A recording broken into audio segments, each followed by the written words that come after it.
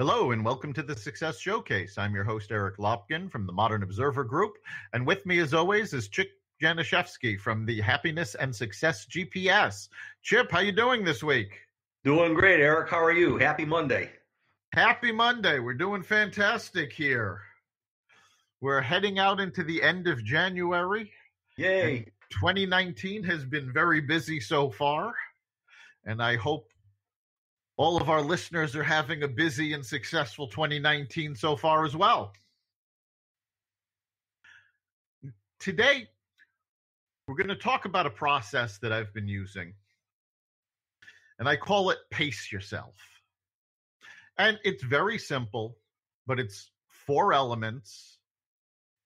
P is planning, A is action, C is communication, and E is enjoyment. And we put this together primarily to remind people that they do have to keep moving on to the next stage. We start with planning, which is very important, but it's also important not to get stuck in analysis paralysis. So you do have to move on to actual action. And then once you're underway, you have to let people know what's going on. If nobody knows you exist, then they're not going to come buy your products or services. So you have to communicate. And the E is to enjoy your success. People have a hard time seeing themselves as successful. So we're going to talk about this, and we'll start with planning. And over the last several months, we've talked a lot about planning. We've talked about business plans. We've talked about personal growth plans. We've talked about marketing plans. Planning is important. You wouldn't build a house without a blueprint. Why would you try to build a business or a career without one? So we'll start off talking about briefly summarizing what we've already talked about in how to plan for all of these things. And of course, the first part of any plan is to figure out where you're going. What are your goals?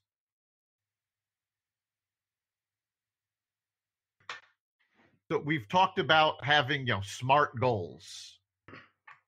And Chip, I know you're very big on SMART goals. Why don't you remind our listeners what SMART stands for?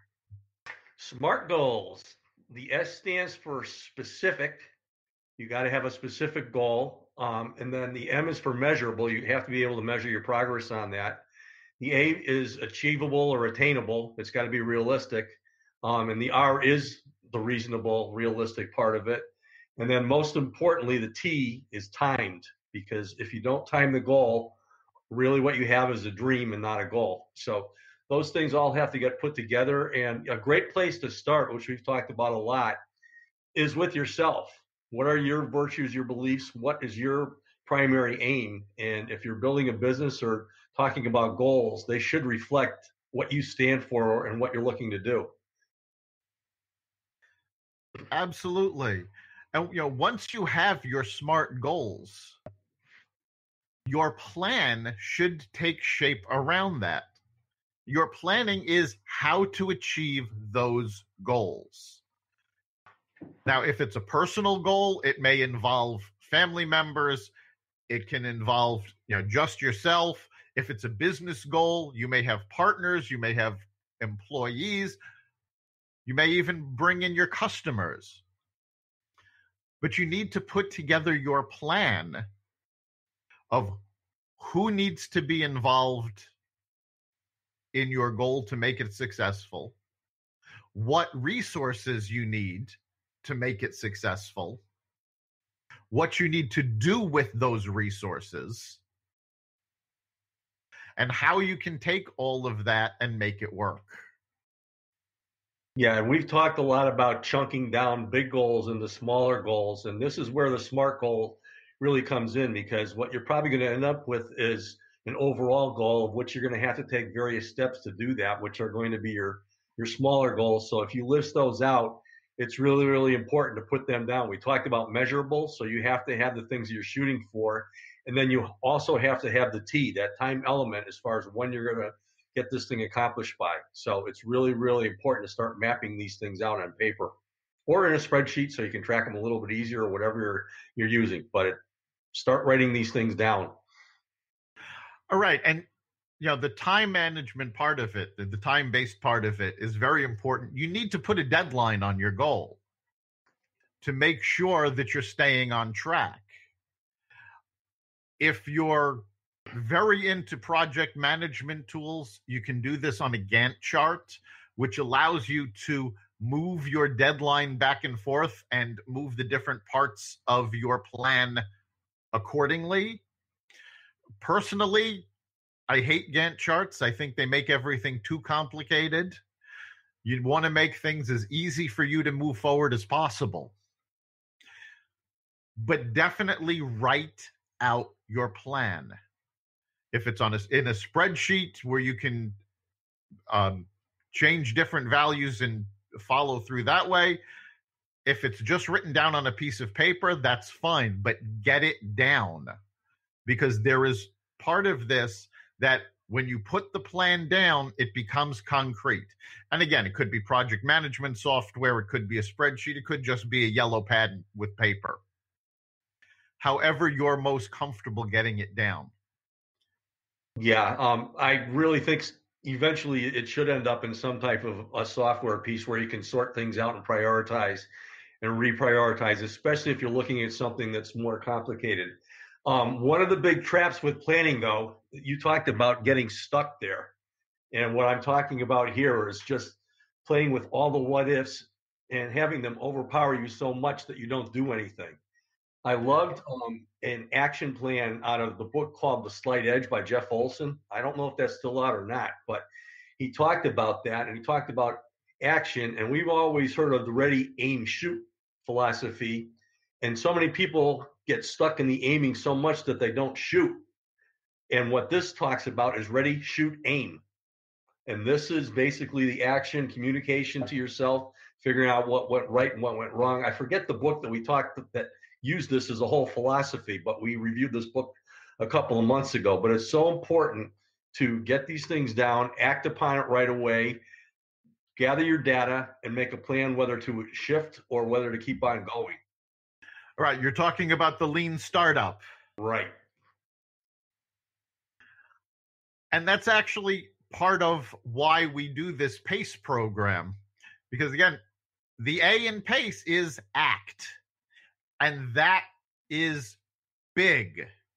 There are so many people that have grand ideas and they research them and they plan them, but they get analysis paralysis and they never move forward. So if you're really going to succeed at something, you have to act. And that's the second part of PACE. Take action, follow through. It also means that you're going to have to look at your planning and see if it was realistic as you move forward. As we talked about with the lean startup, it's about taking action, seeing the results, and then deciding, okay, is the rest of the plan going to work based on these results? If yes, great, keep moving forward. If not, take a step back and pivot. Figure out what will work and then take that action. But don't spend a lot of time reanalyzing. Once you've gotten your initial plan down, action is the key. So you want to be taking action. Putting a project together, putting a product or service together, figuring out exactly how to move forward and moving forward. No, and part of the planning process can be, if you're working obviously with a business, you have your team with you, but if you're doing something on your own, it's not a bad idea to get a few people to maybe mastermind with, to hold you accountable for things going on, to go through the action process and the analysis process to see if you do need to pivot or to keep going on things. So, but the bottom line is there aren't too many successful people out there who got there all by themselves. You need a team with you. That's absolutely true. And it doesn't necessarily need to be a partnership. It could be a mentor who's helping you. It could be a peer group. It could just be a bunch of friends who you all have your own projects, but you get together periodically to help each other out. That's a great part of the M in SMART goals, the measurable. If you're doing that with a group of people, you're really holding each other accountable there too, which is great. And also the timing of things. Absolutely. And as we talked about with the lean startup, pivot fast if you have to. There is something called the commander's intent in military operations. And it is based on the idea that no plan survives contact with the enemy.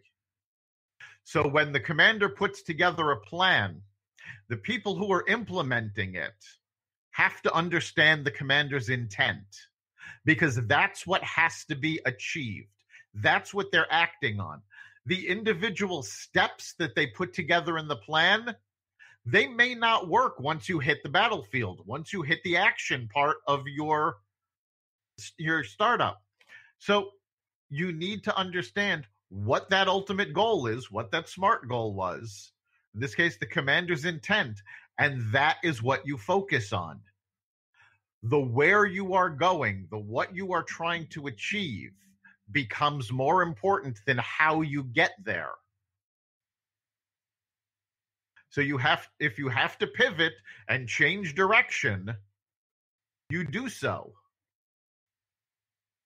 Yeah, I mean, to me, intent, it's kind of like synonymous with the goal in the first place.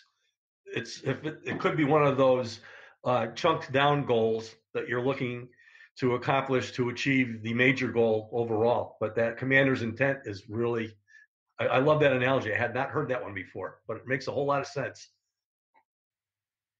Yeah, I mean, in military operations, the commander's intent is the ultimate goal that the platoon is trying to accomplish.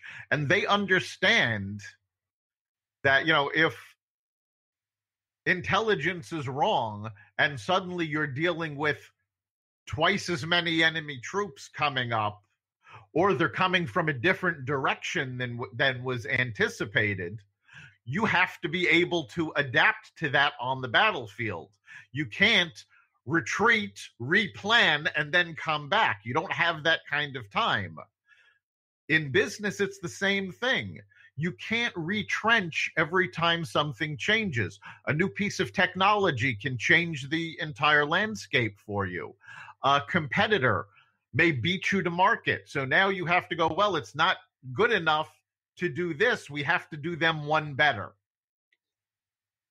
There's not the time in a fast-moving operation to go back and replan.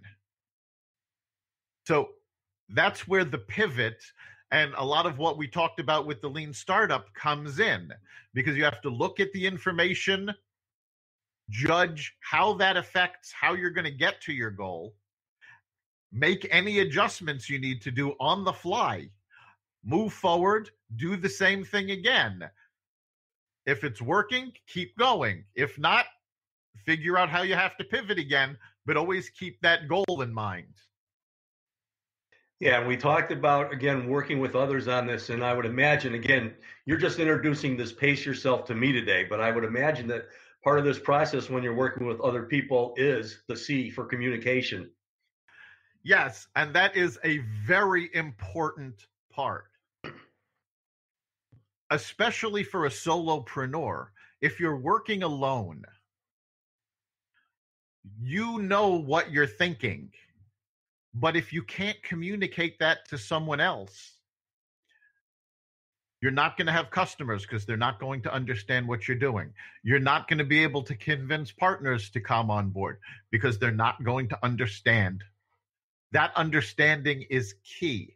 Communicating what you are doing is very important. And sometimes if what you're